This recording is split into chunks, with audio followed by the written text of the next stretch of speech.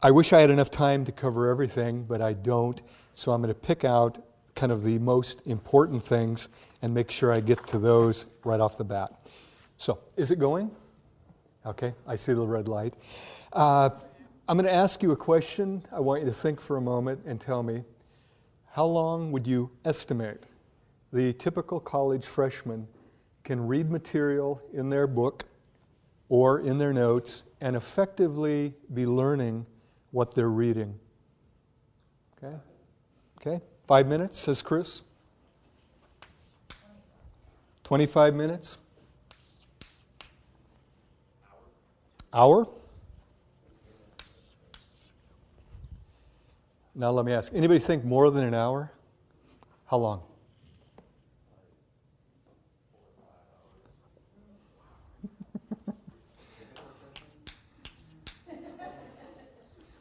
By the way, I had a guy, last time I did this, he said, oh, I can do it about 6 hours.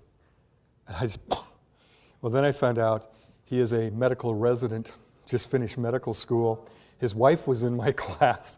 And indeed, my daughter's fourth year med, oh yeah, 4 or 5 hours, but that's not typical, I can tell you, okay? Anybody less than 5 minutes? Okay. So we got 5 to maybe 4 or 5 hours.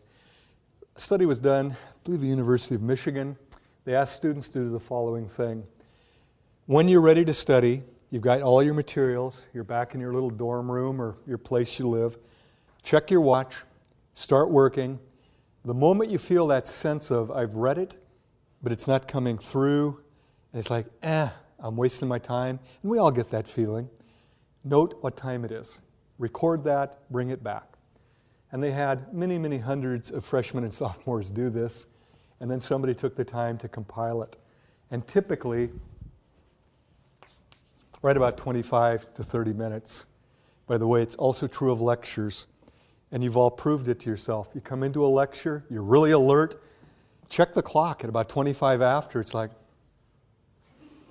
yeah, and I see it in every class I teach, but how long do we teach? 50 minutes.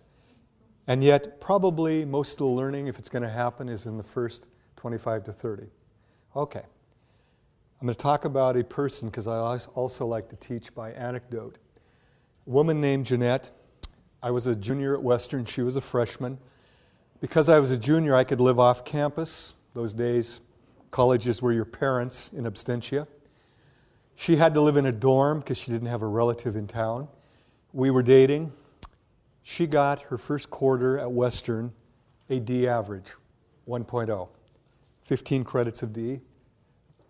She decided she really needed to buckle down, plus the school said, if you don't make it up, you're going to be kicked out. So the second quarter of her freshman year, she set the following goal: to study for 6 hours a night, nonstop, 6 to midnight, Sunday night through Thursday night. Friday, Saturday, she could party. The rest of the week, she was going to study. Now, one would assume, my gosh, going from little studying to 6 hours a night, 5 nights of the week, she should have aced everything. You want to guess her grade point, second quarter? 0.0. She failed every class. And this is why telling people to study more does not necessarily help. In some cases, it might actually worsen their performance. What I want to do is show you graphically what I'm talking about.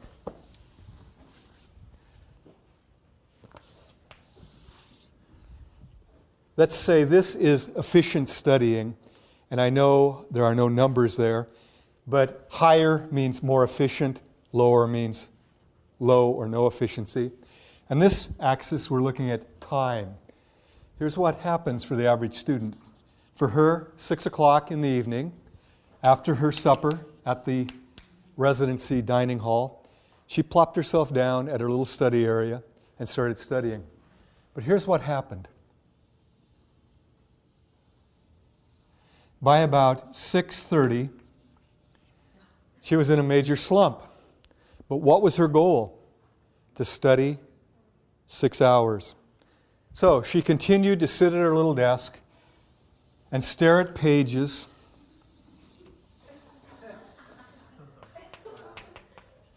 until midnight.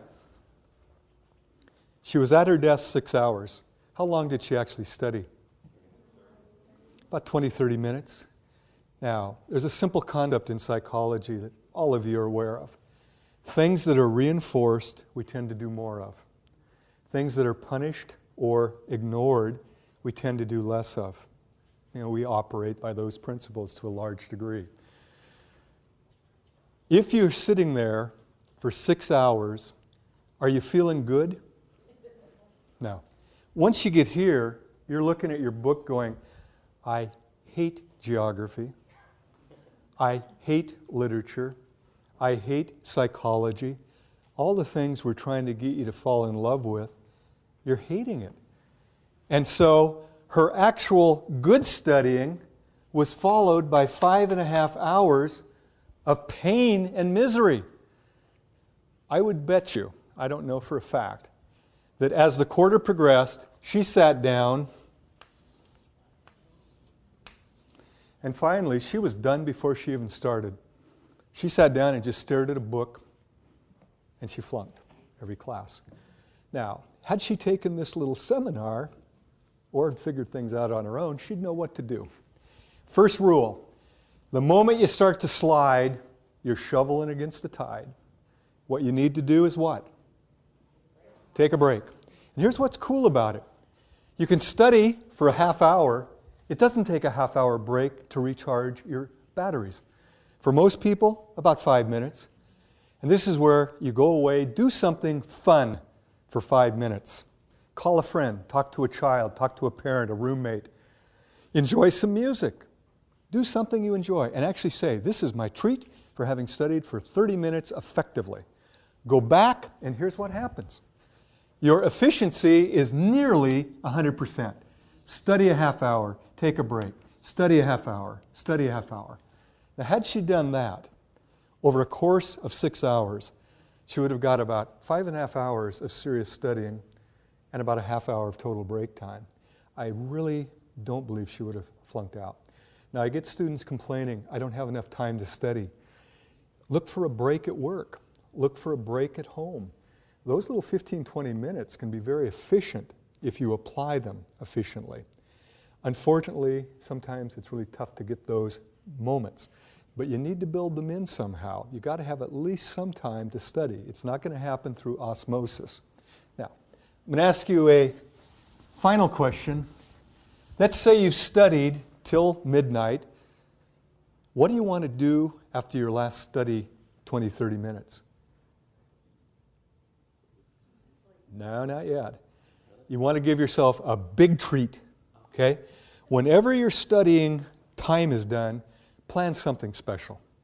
Now, for most women, especially with kids, it's a Calgon bath with candles and the bathroom door locked and the statement, if you bother me, I will take your head off. This is where guys go, what? Yeah, moms have no privacy. Kids walk in while you're using the toilet, while you're in the tub. They'll bring their friends with them, won't they?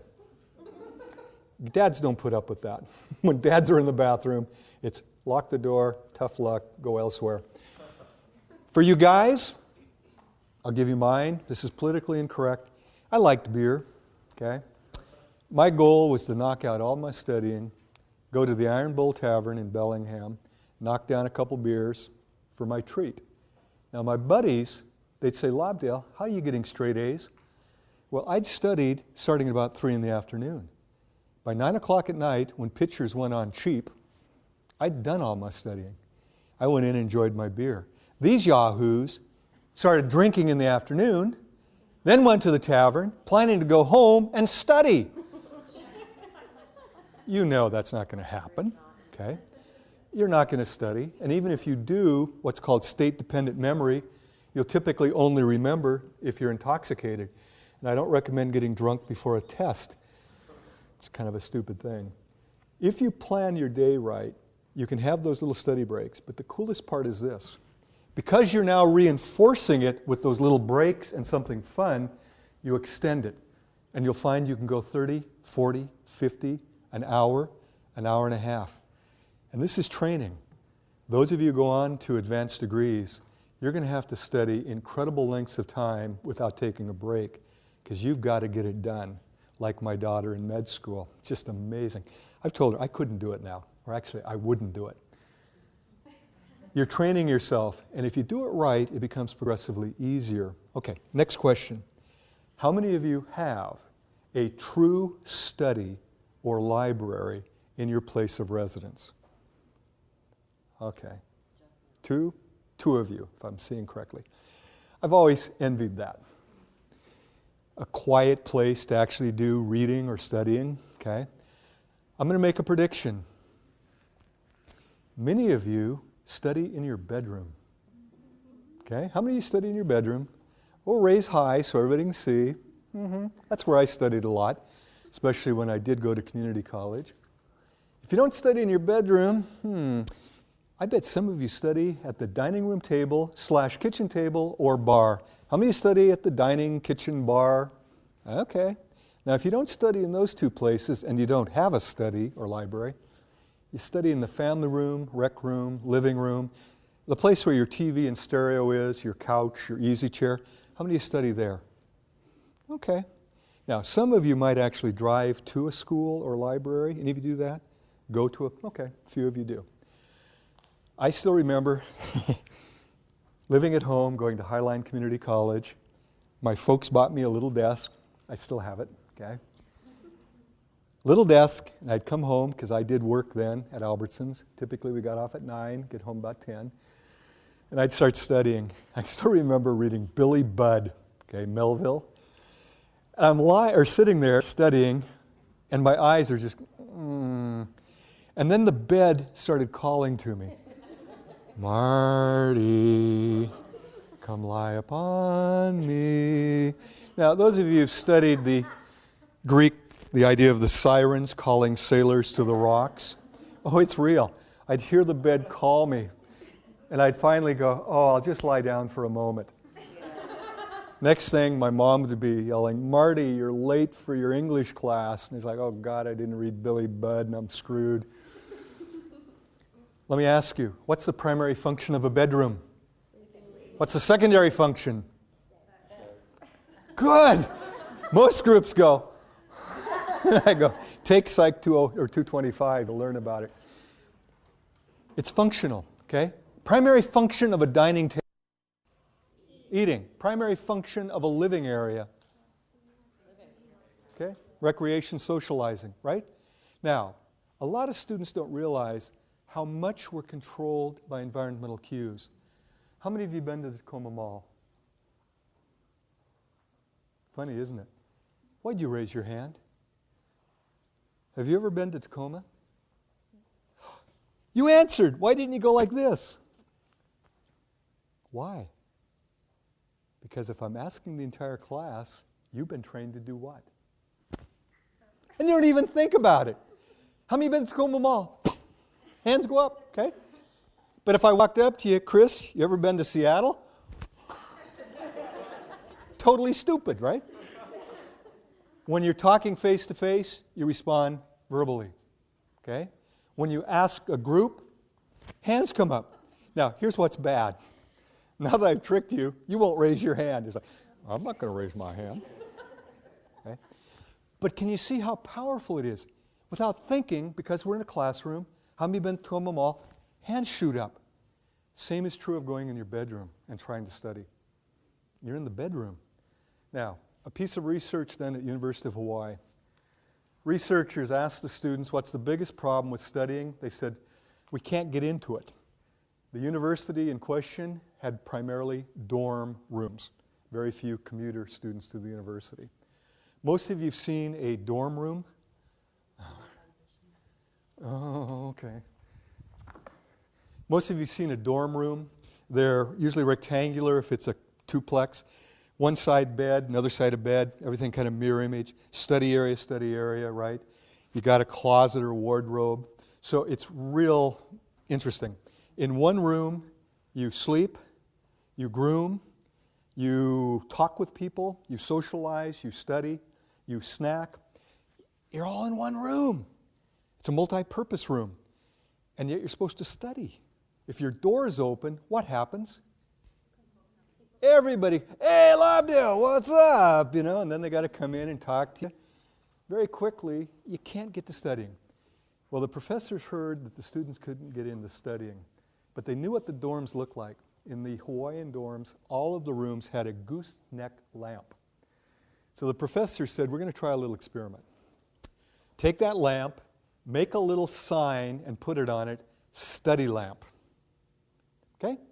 Use it only for studying. You don't dress by it, you don't have BS sessions by it, you don't snack by it, you don't clean the room by it, nothing. You use the other lights for all other functions. Here's the way it works, and it's so easy. Every one of you can do this. Get a little lamp. You probably have one already. If you don't, my gosh, yard sale, garage sale, you can pick them up for nothing. Get that lamp, and it becomes your study lamp. So if you have to study in your bedroom, turn your desk away from the bed. That's the like, how many have been to the mall? It makes you want to go to sleep. By the way, you can't study in the bed. It's also bad for your back if you know about posture. Turn your back to the bed, have a blank wall, have your lamp, have your books ready to go, because you can futz away a lot of time getting ready, can't you? How many of you can futz and futz? Yeah. You're ready to go, turn on the lamp, and start studying. The moment you lose your edge, 15, 20, 30 minutes later, turn the lamp off, get up, and leave the desk. What you're training yourself to study while seated there. And it becomes increasingly automatic, as did the raising of the hand. You sit, turn the lamp on, and you're ready to go. It's like magic. The students who did that were 1 grade point higher the next term compared to the control group that didn't do it. 1 grade point simply by creating a study area.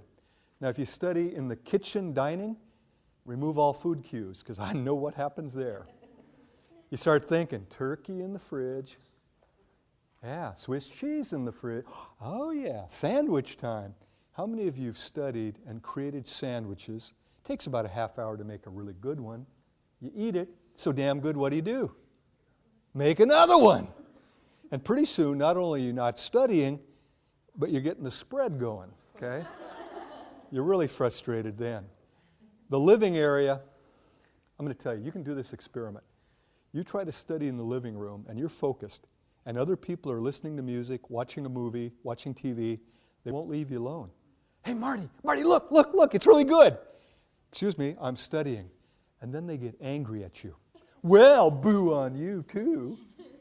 You can't study in the living area. It's not designed for that unless you're all by yourself. And you turn off the TV, turn down the stereo so it's truly background. If you're singing along to your favorite song, you're not studying. You're singing along to a song.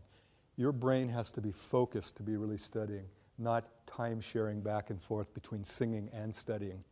So living areas, very tough to create. But if that's where you have to do it, you bring your little study lamp in, everything else off, turn on your study lamp, and create a study there. Are you getting the idea? Now, I'm going to go through a lot of suggestions. Break it up into small chunks, reinforce it, simple to do. Create a study area, simple to do. And you'll be amazed if you take these ideas and do them. I'm going to make a challenge to all of you. It's so easy to sit through a presentation, say, yeah, it sounds good, and then walk away and do nothing. Technically, as a psychologist, if it doesn't change your behavior, you haven't learned it. It's just in your head. To be a true learning experience, you have to behave differently. So my hope is you all make a promise. I'll try at least 1 or 2 of what I talk about today, and when you find out it works, say, gosh, I'll try a 3rd one, maybe a 4th. I went back to grad school in the mid-'80s. Second time around, I actually aced every class. PLU gives pluses. I got pluses in all but 1 class. I didn't do that first time, okay? I was a good student, but not that good. I used the principles I learned about in teaching psych to become a student. I wish somebody had told me these things when I was a student the first time. It would have been a lot easier. Okay, so we've got 2 things going. Break your study up into little pieces with reinforcement. Create a study area if you don't have one. I think you said you do have a study? Yeah, when my youngest daughter moved out, I took over with them. There you go. Okay. Next thing. The more active you are in your learning, the more effective. And yet, increasingly, I have students who think studying is reading it over and over, and they're going to have some magical thing where they suddenly understand it and remember it well. When you're reading it over and over, or saying it over and over, the term for that is rote memorization, spelled R-O-T-E. It can work. It is the way most of us were taught in elementary school. The way I understand it, a lot of Asian schools depend heavily on rote. And some of you may be darn good at it. And if you can memorize and actually understand by repetition and it's effective for you, don't change. But for most of us, it's not the most efficient or effective way. The way to learn efficiently in college, first you have to decide, what am I learning? Is it a concept or a fact? A fact is the discrete little piece of information. Sigmund Freud is the father of psychoanalysis. That's a fact, okay? But understanding what psychoanalysis is a concept, okay? Understanding the name of a bone is a fact. Understanding what it does in the body gets into a concept, okay? So in studying, sometimes there are a lot of facts. In fact, I use anatomy as a good example. You got to memorize bones, muscles, organs, tissues, a lot of it. But if you simply memorize and don't understand the function of it, the comprehension of the actual concepts, it's a lot of wasted learning, really. Just to know a name of a bone is like, yes, so what? Okay? What does it do? How does it function? So, if it's a fact or a factoid, you have to approach it one way, and I'll talk about how you do that. But in most college classes, what we as professors are most concerned about is that you grasp the concept. Because concepts, once grasped, will stay with you a lifetime. Facts can easily get confused, but that's why we have Google, why we have reference books. If you know the concept, you can quickly look up the fact if you have to know that for a particular fact. Neat thing is, I get questions, who has more advantage, younger students or older students? Depends on what you're talking about.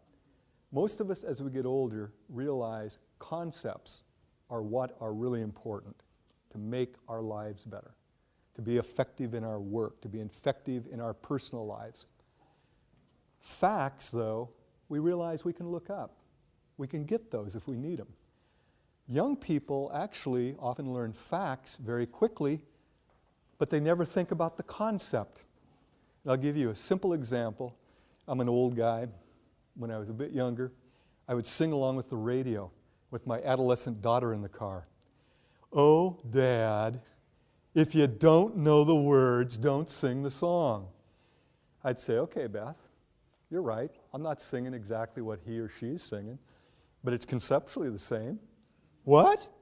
I'd say, what's the song about? I don't know. She couldn't tell me what the song was about, but she could tell me every word in the song.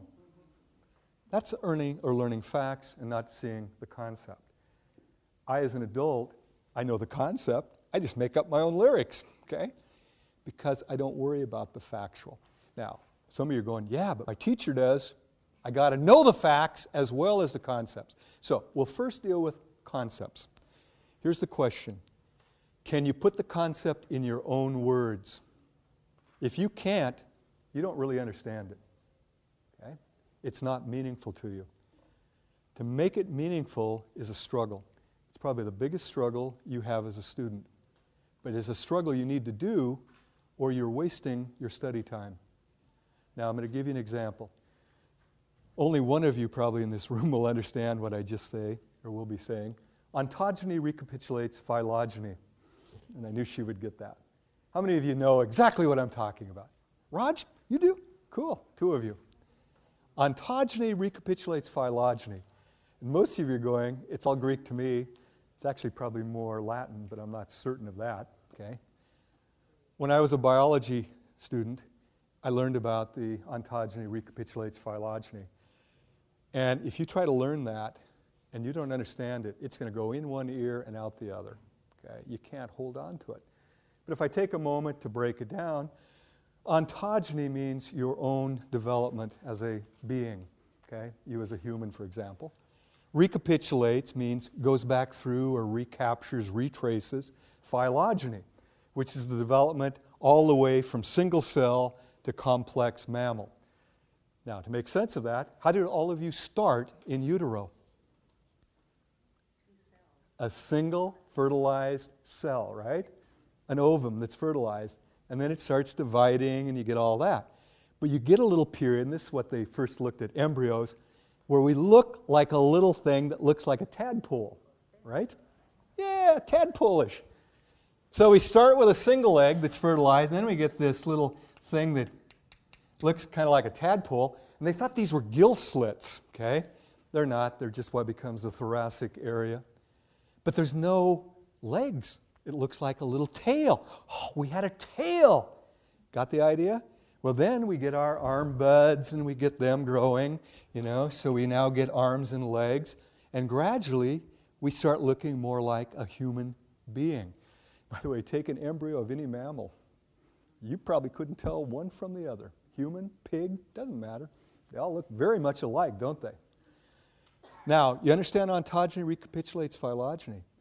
But if an instructor doesn't take the time to tell you that, and you just read it and go, whatever, I'll memorize it, you will forget it about as quickly as you can get through it. I'm not going to prove this. You all get to do a little memory task. Got to find the right. Here we go. I'm going to read to you 13 letters from our alphabet. You all know the alphabet, right? Should be meaningful. As soon as I finish, I want you to say them back to me in the same sequence that I give them to you. So I'll say them and then I'll go like that. Just say them back. Y, T, R, H, don't write them. A, U, S, P, D, P, A, Y, H.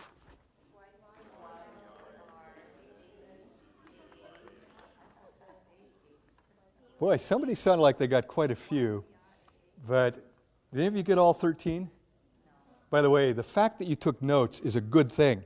It's one of the best things to help you remember. And I sit in front of classes where they just go, for 50 minutes I'm giving them wisdom, and they're not taking a damn note. And then they wonder why they don't remember. You can't remember everything in a lecture. I'm going to rearrange the letters a little bit, see if you do any better. H, A, P, P, Y, T, H, U, R, S, D, A, Y. The letters in sequence. Oh, letters.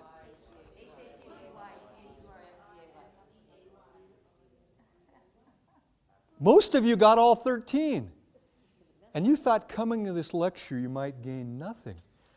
I've just taken your short-term memory span, which is usually 5 to about 9 letters, and expanded it to 13. Can you give them again? What are they? Damn, you're good. Or I'm good. Now, obviously, it was a little easier. Those were the same 13 letters. Same ones. If you're studying anything conceptual and you're trying to memorize it, it's like Y, T, R. It doesn't make any sense. It's in one eye, out the other. If it's out loud, one ear, out the other. But if you take the time to discover the meaning in it, suddenly it clicks. And I could probably ask you next week what were the 13 letters, and most of you tell me.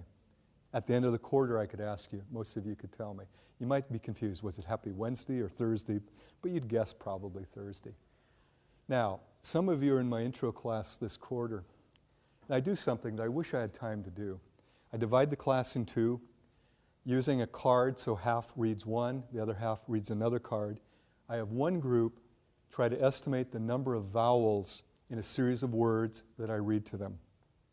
So they're thinking about the words, but we'd say that's superficial thinking.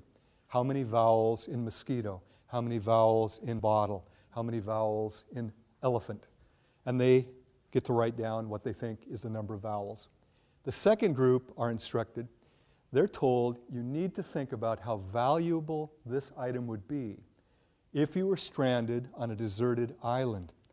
And you then rate its value on a 5-point scale, 1 being no value, 5 being highly valuable. That's called deeper processing. You're now thinking about it in terms of its application or use. By the way, I always think elephant is a fun one. I'd give it a 5, okay? Not only company, but if you got really hungry, you got a lot of food there, right? I then read, I think it's about 30 words. Everybody's writing down their numbers. I then have them do a stalling exercise where they write their name, phone number, and address. That's to dump short-term memory, because they might be thinking about the words I just read. If you're now writing your name and address, it changes your focus. Short-term memory only lasts about 20 to 30 seconds. It's pretty brief. So I count it on the clock. After 30 seconds, I say, now, write down as many words that you can recall. This one is so powerful. The group that's counting vowels, on average, remembers 5 out of about 30 words. Time and time again. The group that's thinking about the usefulness on a deserted island remembers 10. Okay? It's slightly more, 5.5 versus 10.5. But very close to a doubling without doing any more effort, simply by thinking about it instead of just trying to superficially think about it. And this is where, as a student, the more you get into the understanding, the better. Now, this then raises a fun question. What is the meaning of meaning? If I say something is meaningful or meaningless, what am I really saying? Now, I'm not going to go through a big drill, which is kind of fun of teasing it out of you. But a meaningful piece is a piece that relates to something you already know. And the best little analogy is, it's like a file system that you've already got established. You add a new entry to it, so it's all neatly organized. And it's very easy if you've got a file system to add a new entry. We do it with computers also. The other way, meaningless. It's where something new doesn't fit with something already established. And so it's Greek to you. It's ontogeny recapitulates phylogeny. What did you say? Okay. If it's something brand new and you can't relate it, you have to create a new entry. So you have to grapple with it. You have to say, what does that mean? But as I broke it down, I bet you could associate it with something you already understood. You've probably all seen little embryos. You got the idea of an egg, the idea that it kind of recaptures our development from a primitive one cell to a very complex mammal. You get that idea. That's the meaning of meaningfulness. Now, as a teacher, I think all of us, or as we are teachers, we all try to make things meaningful in our classes. So we give stories, we give examples, but sometimes our examples don't work for you. This is where you have to tease it out. So I'm going to go to a couple things to help you there. First, study groups. We underutilize them, especially community college. Would people get through med school without study groups? Not very many. Do we have vet tech back there? Dental hygiene, vet tech. Pretty sophisticated stuff they have to learn, right? Do they do study groups? No? Oh my. I would hope they do. I would encourage them to do it.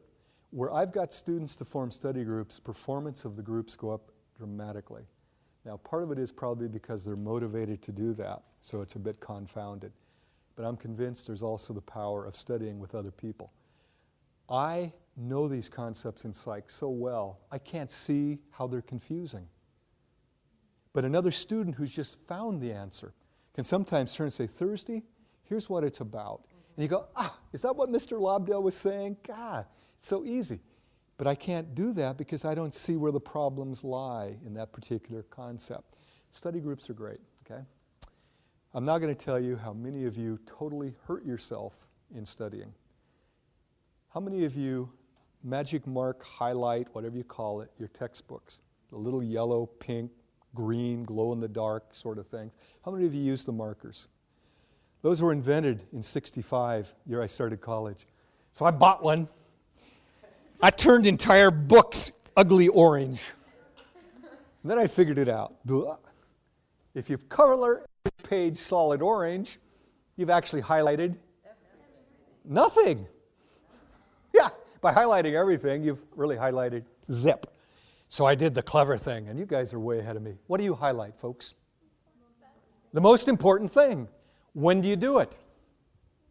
When you first read the book, right? Or the chapter. So you read through. Are you studying? No. I'm reading for the most important things. Zip, zip, zip. And some of you get out rulers to make it really neat. Take hours to make pretty little. Then you go back to the start of the chapter. You read the first thing you underlined and you go, I remember that. No, you don't. You recognize it. People are incredible at confusing recognition with recollection. Your visual recognition threshold is so great, you can see a person once, see them years later and go, I know you. Were you a student at Pierce College? Yeah. Did you take psych? Yeah. From Lobdell? Yeah. 36 years I run into that, okay?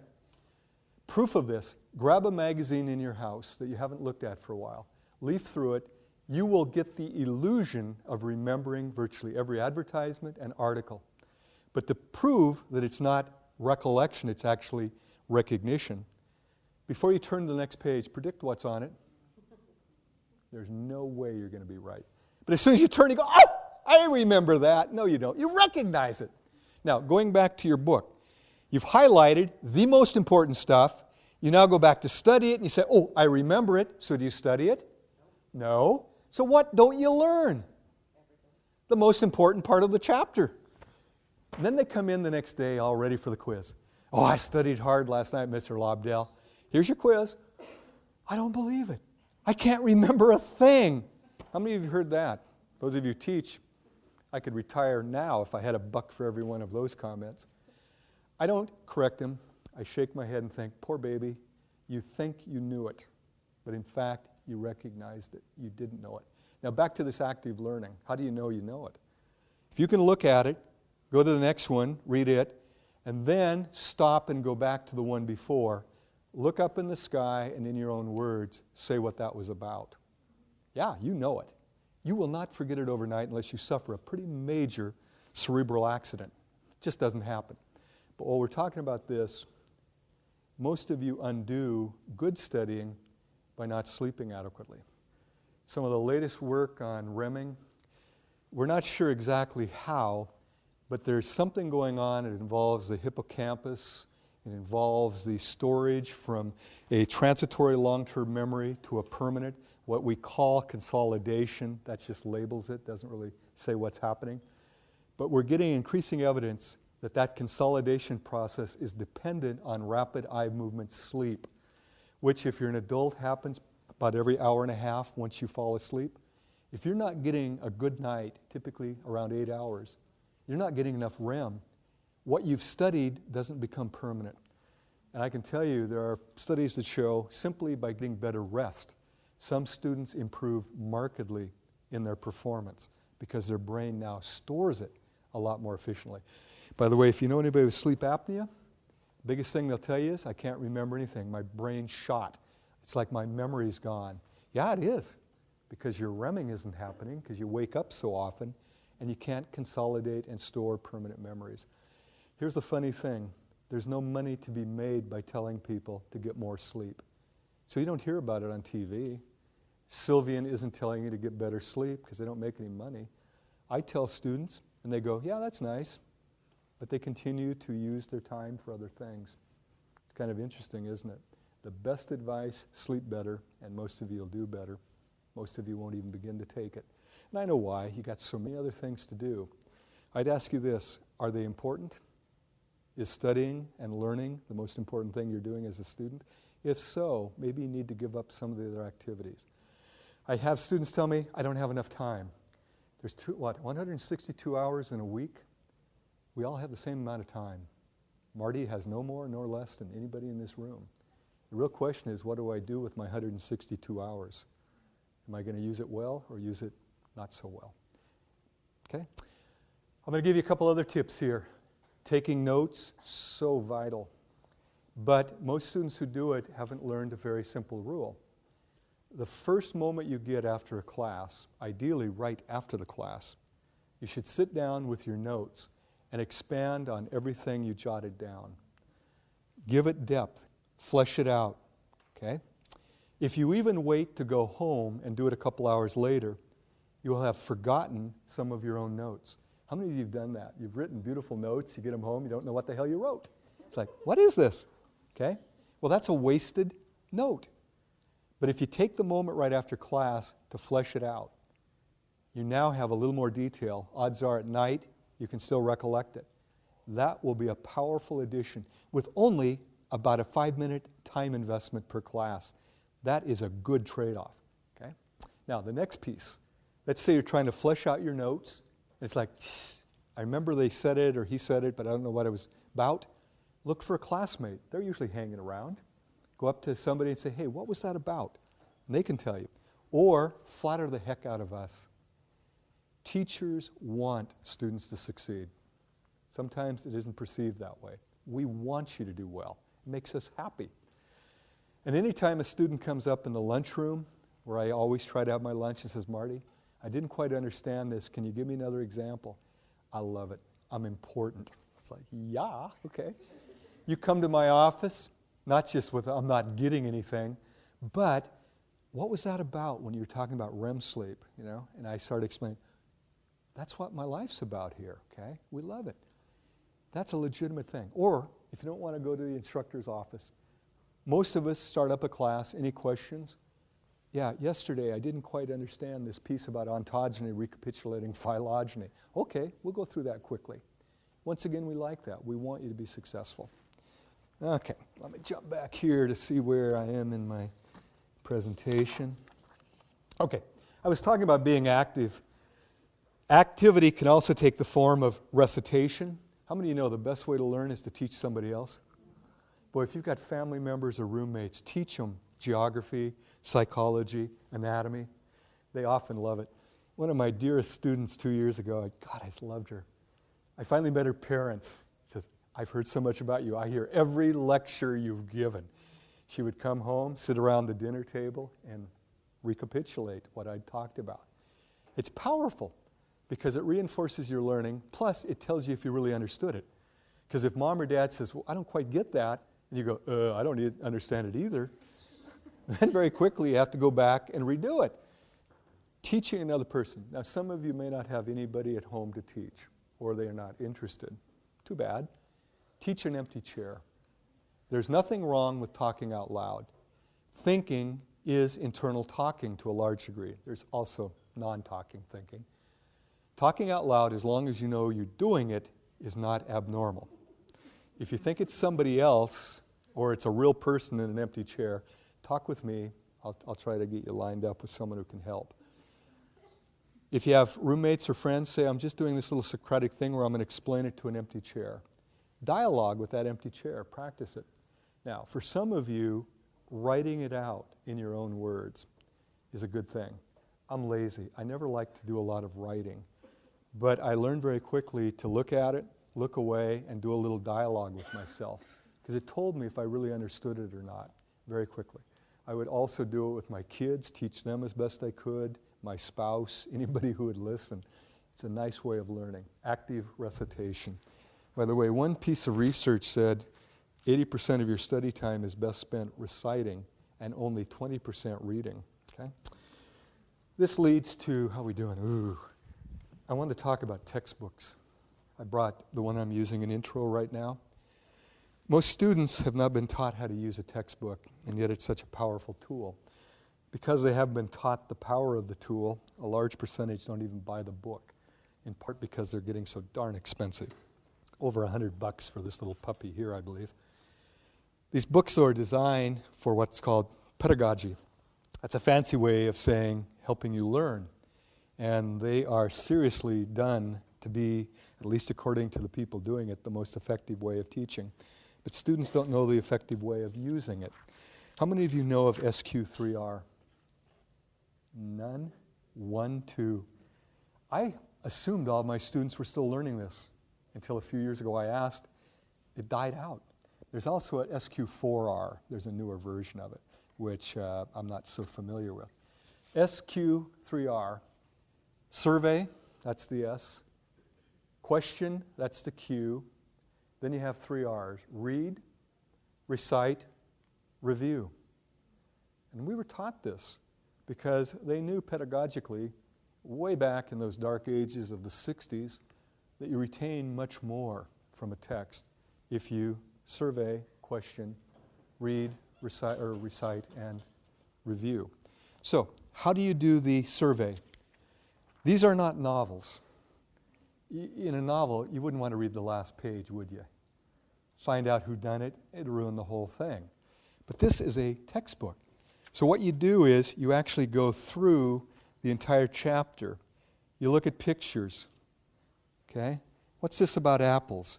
What's this about a duck-bill platypus? Okay. And what you're doing is you survey, you ask questions. What are formal concepts? What's a superordinate concept? What are natural concepts? Prototypes. What is a prototype? So you raise questions as you go through. It only takes a couple of minutes to survey a chapter in any class. Okay? As you're surveying, you simultaneously raise questions. What you're doing then is causing you to be looking for answers. And this is a powerful thing. How many of you have noticed when you're looking through a newspaper for a piece of information, you can find it, it kind of jumps out at you? But if you're just kind of reading it haphazardly, kind of casually, most of what you read you don't even remember. There's something about it, and I can't explain it, I can only describe it. If you intend to find something, you find it. And I've got a little demonstration I could have brought where I actually show a placard with the words Boston and London printed on them. And I hold it up for 20 seconds. Out of a group this size, maybe 2 or 3 of you'd see Boston and London. Because before I do it, I tell you to look for letters, symbols, and numbers. I create what's called a set. You're now expecting not to see words, but letters. And even though Boston and London are printed on diagonal, most people don't see it. Likewise, if you just kind of go through a book without asking questions first, you kind of skizz over the content. You don't have the search mechanism going, okay? The reading followed by the recitation, I talked about that. Technically, before a test, it should be review. It should be in the barn. Now you're just touching up to make sure you haven't lost anything or confused anything. But I know how this works. Because we schedule tests, most students don't start studying until shortly before an exam. And much like my friend, they put so much time all massed together and only study for about a half hour, pull all-nighters so they don't get the good rest, come in and do poorly. You're undoing yourself. If you start studying early and do some of the things I've talked about, by the time you get to the test, you're just reviewing at that point, not truly studying. Okay, use the book correctly, SQ3R. Okay, I got one last thing, and I'm gonna get it. You've got to memorize facts. How do you do that? And I love it because I get a lot of students from anatomy coming to me going, I can't remember. What you use, mnemonics. In my view, they're quicker, easier than rote memorization, and I do use them. Mnemonics come in several flavors. We have acronyms.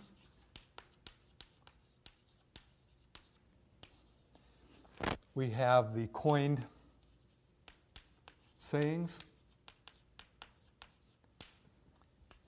and interacting images. There are other types of mnemonics. Technically, taking notes is a mnemonic because a mnemonic is any system that facilitates recall. Most of what I've been talking about are technically mnemonics. But these are more formal, okay? How many of you have learned that you can take letters and form a word of it, using those letters to remember certain facts? Okay? Ones that come to my mind, Roy G. Biv. How many know about Roy G. Biv? You know.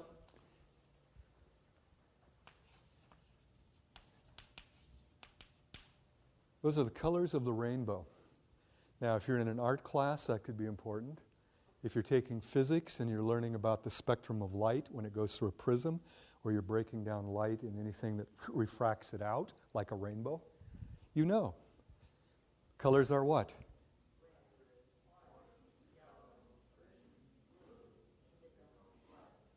Pretty easy.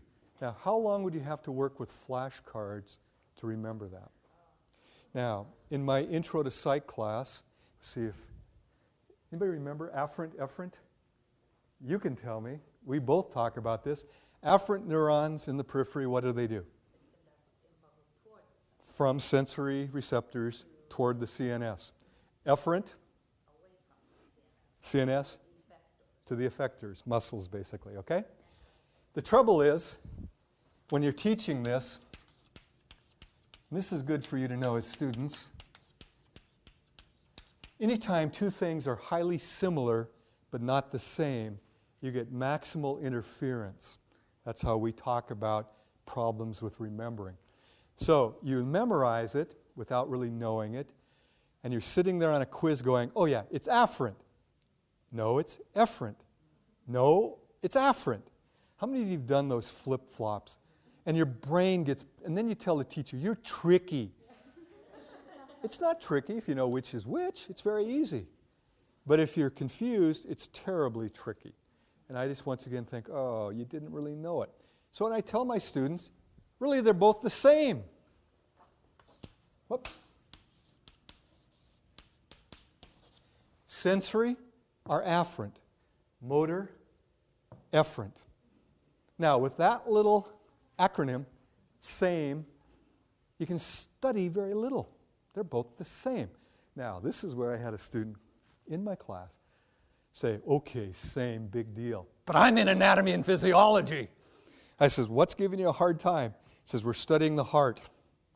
I said, well, I took a really light anatomy course. What are you studying? The left and right atria.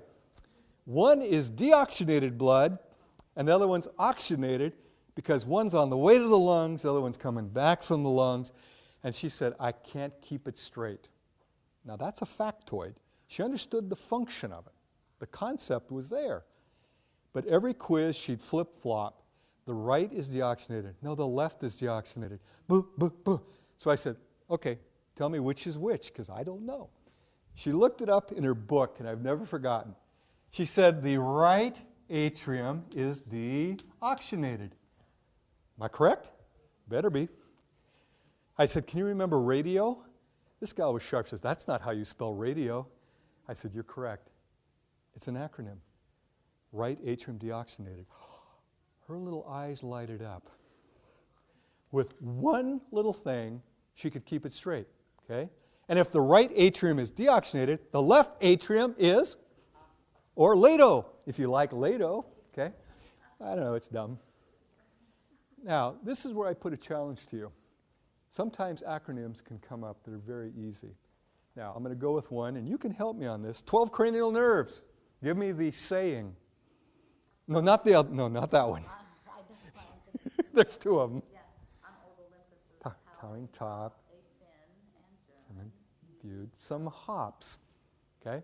Now, what she just gave you were the 12 cranial nerves, the first letters in descending, right, from the top to the bottom. And I've never learned all of them because I didn't take that serious.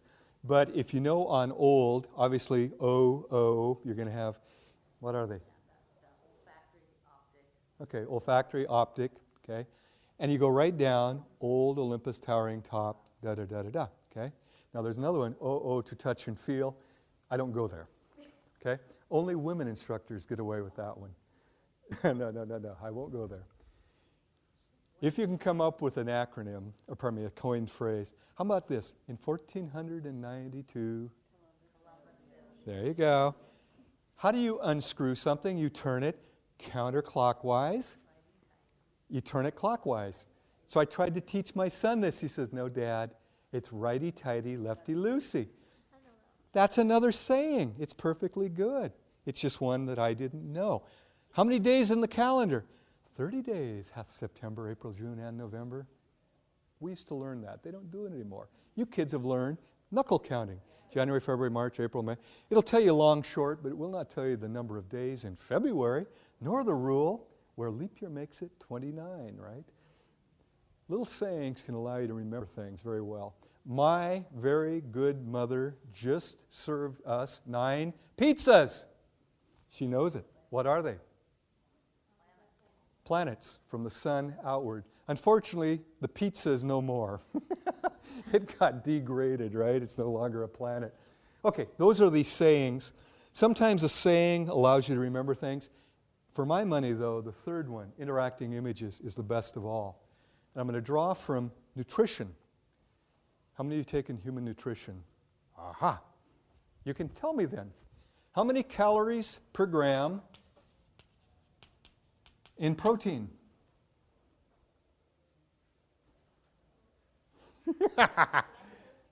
Dang! Do you remember? Oh, no! It's 4. By the way, some books say 4.5. Calories per gram in carbos? 4. Calories per gram in fat?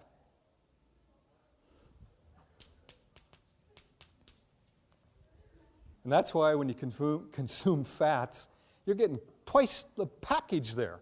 It's why Eskimos eat a lot of what? Fat. They need energy. It's why if we eat a lot of fat, we get the gut going. I had a woman come in, sweet lady, 40 years old, crying, "I'm too old to learn." What? I said, "I'm older than you. I can still learn. Come on, what is this?" She was taking human nutrition. She understood the concept of protein, the concept of carbos, the concept of fat. Says, "I can't remember the details."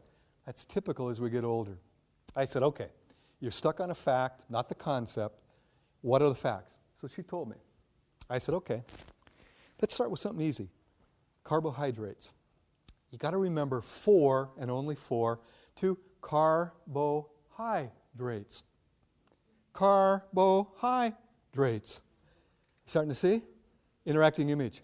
How many syllables in the world? Just say it. Carbohydrate, 4. Now, I said there's an easier one.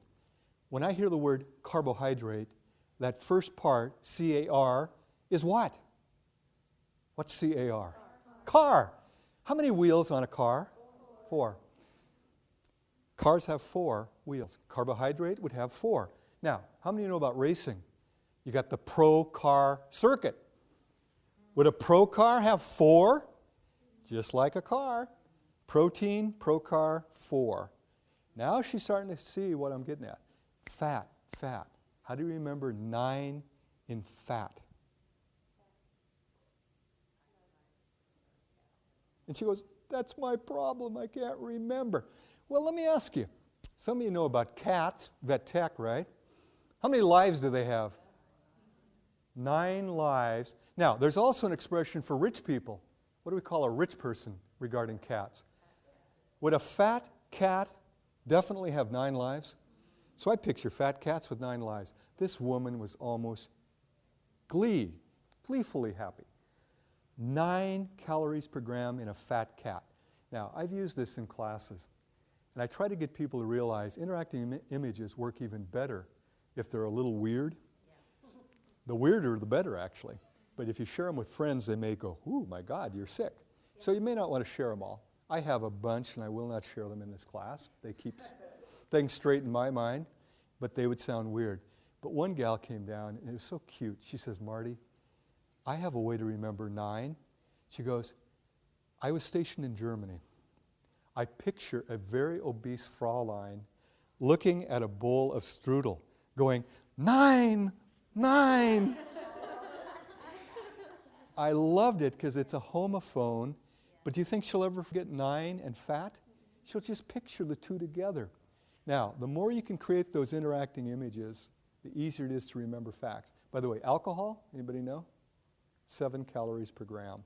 How many letters are in the word alcohol? 7. And if you're a bartender, what's the classic call drink? Seagram 7 with 7-Up. They call them 7 sevens. 7's everywhere. So the more you know about Seagram 7 with 7, it's like 7 calories per gram. By the way, that's also why if you drink a lot, you get heavy quick. It's not very utilizable, but it is energy in your body, which we convert to fat fairly quickly. Okay, got the idea? By the way, eggnog, fat and alcohol, yeah, you can pork out almost instantly. I've gone beyond my time. I know that she has to be out of here. I think there might be another class. I thank you so much. There's a handout up there. There's also, God, I'm not going to do this. I've been here long enough, I don't have to. If you have questions, come see me. You were a great group. Thank you.